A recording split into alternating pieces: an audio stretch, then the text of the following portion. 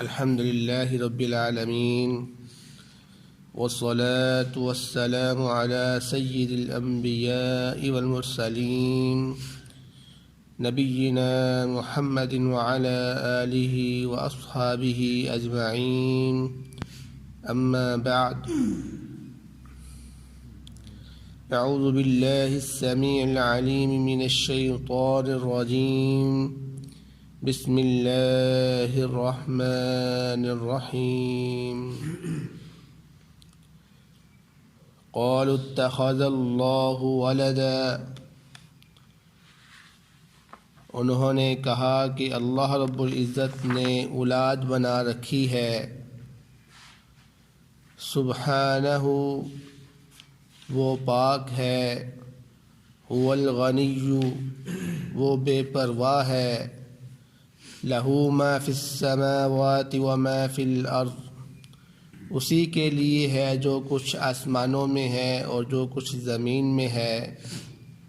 ان عندکم من سلطان بہذا، نہیں ہے تمہارے پاس اس بات کی کوئی دلیل۔ اتقولون علی اللہ ما لا تعلمون، کیا تم اللہ رب العزت پر وہ کہتے ہو جو تم خود نہیں جانتے ہو۔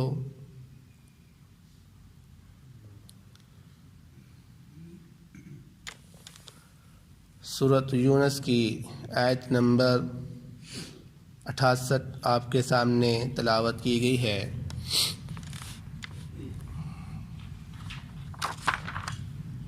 اس آیت مبارکہ میں اللہ رب العزت مشرکین مکہ اور اہل کتاب کا جو غلط عقیدہ تھا اس کو بیان فرما کر اس کی تردید فرما رہے ہیں۔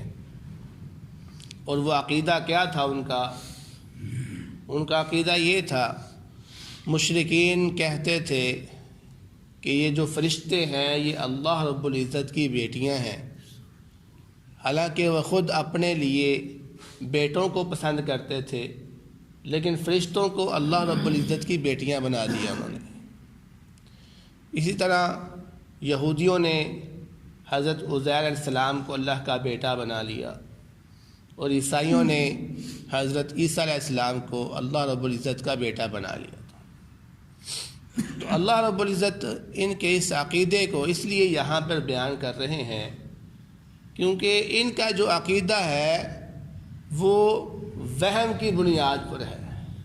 ہمارا پچھلا جو درس چل رہا تھا وہ وہم کی بنیاد پر چل رہا تھا کہ یہ جو لوگ اللہ رب العزت کے ساتھ شرک کرتے ہیں، یہ اللہ رب العزت کے ساتھ جو کسی کو شریک بناتے ہیں، اصل میں تو اللہ رب العزت کا کوئی شریک ہے ہی نہیں، تو پھر یہ لوگ کیسے اللہ رب العزت کا شریک بنا لیتے ہیں؟ تو اللہ رب العزت نے اس کا بہت ہی بہترین جواب دیا تھا کہ اصل میں یہ لوگ اپنے ذہن کے اندر ایک وہم پیدا کرتے ہیں، خیال اپنے ذہن کے اندر بناتے ہیں، اس کے تحت پھر یہ جس کو چاہتے ہیں رب بنا لیتے ہیں، جس کو چاہتے ہیں اپنی مرضی سے خدا بنا لیتے ہیں۔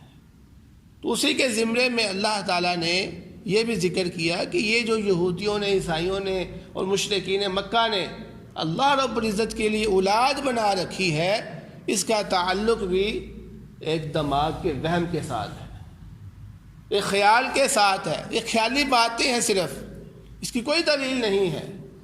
اس لیے فرمایا سبحانہ، وہ تو پاک ہے، وہ الغنی، وہ بے پرواہ ہے۔ جب اللہ رب العزت کے لیے یہ دنیا کی ہر چیز ہے، ما فی السماوات و ما فی الارض، جو کچھ آسمانوں میں ہے، جو کچھ زمینوں میں ہے، سب کچھ اس کی ملکیت ہے۔ تو آپ جانتے ہیں بیٹا ملکیت نہیں ہوتا، بیٹا جانشین ہوتا ہے، بیٹا ملکیت نہیں ہوتا۔ تو زمین و آسمان کے اندر یہ مخلوق جو ہے یہ اللہ رب العزت کی ملکیت ہے، اور اس مخلوق میں سے ہی وہ عیسیٰ علیہ السلام تھے، اس مخلوق میں سے ہی وہ عزیر علیہ السلام تھے، اس مخلوق میں سے ہی یہ فرشتے ہیں۔ تو یہ ملکیت ہے جب، تو پھر یہ جانشین کیسے ہو سکتے ہیں؟ اس لیے جو چیز ملکیت ہوتی ہے وہ جانشین نہیں ہوتی۔ تو اولاد جو ہے نا وہ جانشین ہوتی ہیں، اس لیے اللہ رب العزت فرماتے ہیں یہ تو میری ملکیت ہے ساری، لہذا تم اسے میرا جانشین نہ بناؤ۔ آگے اللہ رب العزت نے فرمایا کہ ان عندکم من سلطان بہذا، اب یہ تم نے جو بات اللہ رب العزت کے اوپر کر دی ہے، مجھے بتاؤ کیا تمہارے پاس اس کی کوئی دلیل ہے؟ معلوم کیا ہوا؟ معلوم یہ ہوا کہ ہر بات کی کوئی نہ کوئی دلیل ہونی چاہیے۔ بات سچی اور یقینی اور قطعی طور پر وہی ہوتی ہے جس کی کوئی دلیل ہو۔ علم کی بنیاد پر بات ہو تب بات مانی جاتی ہے، سچی بات ہوتی ہے، اور جس بات کی کوئی دلیل نہ ہو اس بات کی کوئی اہمیت نہیں ہوتی۔ اس لیے اللہ رب العزت فرماتے ہیں کیا تمہارے پاس کوئی دلیل ہے؟ جیسے کہ ایک دوسرے مقام میں فرمایا قُلْ هَاتُوا بُرْهَانَكُمْ إِن كُنتُمْ صَادِقِينَ، اگر تم سچے ہو اپنی بات پہ تو کوئی دلیل لے کر آؤ۔ کیا اللہ رب العزت نے یہ بات کہی ہے یا تم اپنی طرف سے لگے ہوئے؟ تو اگر اللہ رب العزت نے کسی کتاب کے اندر یہ بات نہیں کہی تو فرمایا أَتَقُولُونَ عَلَى اللَّهِ مَا لَا تَعْلَمُونَ، تو پھر تم اپنی طرف سے ایسی بات کرتے ہو اللہ رب العزت پر جو تم خود بھی نہیں جانتے۔ خود بھی نہیں جاننے کا مطلب کیا ہے؟ دلیل جو نہیں ہے ان کے پاس۔ جب دلیل نہیں ہے تو وہ خود بھی اس چیز سے غافل ہے، جہالت میں ہے، اس کے پاس علم نہیں ہے۔ تو آپ اندازہ کریں جب آپ ایک بات کر رہے ہیں اور آپ اس میں پختہ نہیں ہیں، آپ کے پاس دلیل نہیں ہے، آپ کو یقین نہیں ہے، تو کس طرح سے تم نے جرت کر لی کہ ایک عظیم مالک کے لیے تم نے یہ بات کہہ دی۔ چھوٹا موٹی شخصیت ہوتی، کوئی ذات ہوتی تو بندہ جرت کر لیتا ہے، وہ اللہ رب العزت کی ذات کے لیے تم نے یہ بات کتنی آسانی سے کہہ دی ہے، تم نے کتنی جرت والا کام کیا ہے۔ یعنی یہ چھوٹی بات نہیں ہے کہ شخص یہ کہہ دے کہ اللہ رب العزت نے اولاد پکڑ لی ہے۔ نہیں، اولاد پکڑنا یہ عیب ہے، یہ کمزوری ہے۔ اللہ رب العزت کمزور نہیں ہے، اللہ رب العزت عیبوں والا نہیں ہے۔ اولاد وہ پکڑتا ہے جس نے فانی ہونا ہوتا ہے، جس نے دنیا پہ ختم ہو جانا ہے، اس لیے سہارے کے لیے اولاد بنائی جاتی ہے، سہارے کے لیے اولاد کو پیدا کیا جاتا ہے۔ اللہ رب العزت ازل سے ہے اور ابد تک رہے گا، اس کے لیے فنا نہیں ہے۔ جب اس نے فنا نہیں ہونا پھر اس کو اولاد کی ضرورت نہیں ہے، وہ کسی کا محتاج نہیں ہے، اس کو کسی کی ضرورت نہیں ہے۔ اور اولاد تو پھر ویسے بھی اولاد پیدا کرنے کے لیے شہوت چاہیے ہوتی ہے، اس شہوت کو استعمال کرنے کے لیے بیوی کی ضرورت ہوتی ہے۔ تو ان دونوں چیزوں کی ضرورت اللہ رب العزت کو نہیں ہے، کیونکہ اللہ رب العزت بے پرواہ ہے۔ اس نے کہا وہ هو الغنی، وہ تو بے پرواہ ہے۔ جب اس کو کسی کی ضرورت نہیں ہے تو پھر یہ بیوی بھی نہیں ہے، شہوات بھی نہیں، یہ اولاد بھی نہیں، کچھ بھی نہیں ہے، سب کا تصور ختم ہو جاتا ہے۔ اس لیے فرمایا ایسی باتیں نہ کہو، اس سے پہلے تم یہ بات کو 1000 مرتبہ سوچ لو تم یہ بات کیا کہنے والے ہو۔ پھر اللہ رب العزت نے آگے فرمایا قُلْ إِنَّ الَّذِينَ يَفْتَرُونَ عَلَى اللَّهِ الْكَذِبَ، بے شک وہ لوگ جو اللہ رب العزت پر جھوٹ باندھتے ہیں، گڑھتے ہیں، لا یفلحون، یقینی بات ہے کہ وہ فلاح نہیں پا سکتے، کیونکہ انہوں نے چھوٹی بات نہیں کی، بہت بڑی بات کر دی۔ ایک تو بات بہت بڑی بات کی انہوں نے، اور دوسری یہ بات جس کے لیے کی وہ ذات سب سے اعلیٰ ہے، وہ مالک ہے، اس کو تم نے بات کر دی۔ یار کوئی عام بندہ نہیں ہے، کوئی عام شخصیت کا نہیں ہے، اپنے مالک کے تم نے بات کی، اپنے خالق کو تم نے بات کر دی۔ یہ چھوٹا معاملہ نہیں ہے، یہ جرت تم نے چھوٹی نہیں کی، بہت بڑی جرت کی ہے تم نے۔ اس لیے اللہ رب العزت فرما رہے ہیں آگے متاع فی الدنیا، یہ دنیا تھوڑا سا ساز و سامان ہے۔ اگر تم نے یہ بات کر کے دنیا سے کچھ فائدہ حاصل کر لیا ہے تو یاد رکھو یہ دنیا فانی ہے، اور دنیا تھوڑا سا فائدہ ہے جس کو تم حاصل کر لیتے ہو وقتی طور پر، لیکن یہ ختم ہو جائے گا سارا کچھ۔ تو جب ختم ہو جائے گا پھر تم نے کہاں جانا ہے؟ تو فرمایا اللہ رب العزت نے ثم الینا مرجعہم، پھر تم نے میری طرف ہی لوٹنا۔ یاد رکھنا ایسے ہی بے دلیلیں تم باتیں کرتے ہو، بغیر توجہ کے، بغیر اہمیت دے، جو منہ میں آتا ہے تم بولتے جاتے ہو، یہ بات یاد رکھ لو کہ ثم الینا مرجعہم، تم لوگوں نے میری طرف ہی لوٹنا ہے۔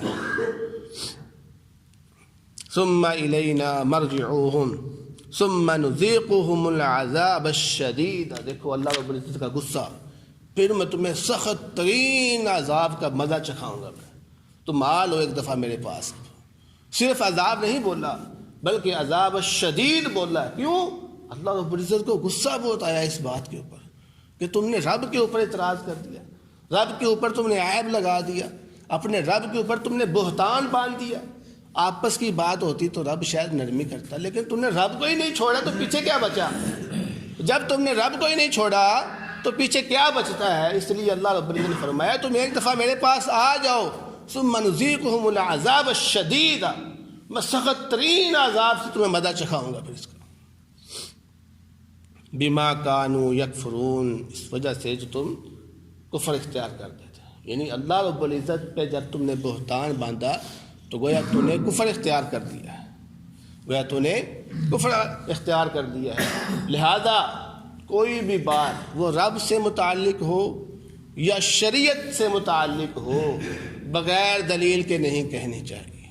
یہ احتیاط کر لیں، کیونکہ جو بات بغیر دلیل کی ہوتی ہے انسان بڑا سخت اس میں پھنستا ہے، اس کی صدا بڑی سخت ہوتی ہے. اس لیے کوئی بھی بات اللہ رب العزت کے متعلق ہو یا شریعت کے متعلق ہو بغیر دلیل کے اپنی زبان کو جرت نہ دیں، تالا لگا دیں، بند کر دیں. بس بھائی میرے بس کی بات نہیں ہے، میرے اندر اتنی ہمت نہیں ہے، میں یہ بات نہیں کہہ سکتا. کیوں؟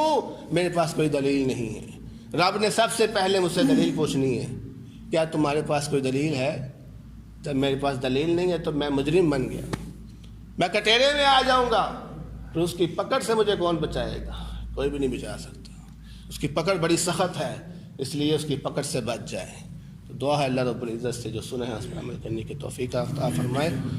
بہترین صدقہ جاریہ حاصل کرنے کے لیے اس ویڈیو کو لائک، کمنٹ اور شیئر کرنا مت بھولیں.